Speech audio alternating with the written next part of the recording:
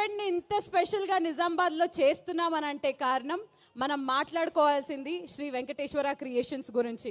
ముందుగా రామలక్ష్మణ్ అనేది fictional characters మనం అప్పట్లోనే విన్నాము, కానీ సాక్షాత్తు నా కళ్ళ ముందు కూర్చున్నారు. ఒకరు దిల్ రాజు అయితే ఇంకొకరు శిరీష్ గారు.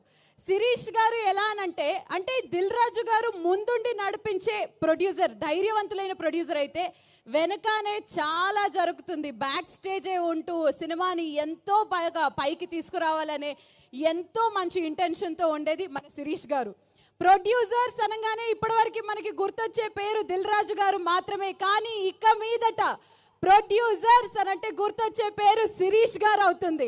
ఎందుకంటే ఇలాంటి అద్భుతమైన ఫ్యామిలీ ఎంటర్టైనర్స్ని శ్రీ వెంకటేశ్వర క్రియేషన్స్ ద్వారా మనకు అందిస్తూ వచ్చారు.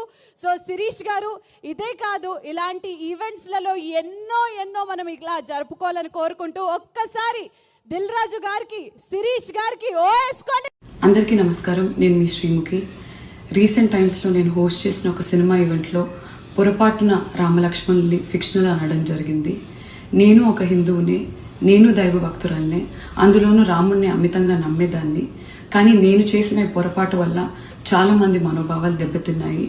ఇలాంటి పొరపాట్లు ఇంకెప్పుడు జరగకుండా వీలైనంత జాగ్రత్త పడతానని మీ అందరికీ మాటిస్తూ, మీ అందరికీ క్షమాపణ కోరుతూ, దయచేసి పెద్ద మనసుతో మీ అందరూ నన్ను క్షమిస్తారని వేడుకుంటున్నాను. జై శ్రీరామ్.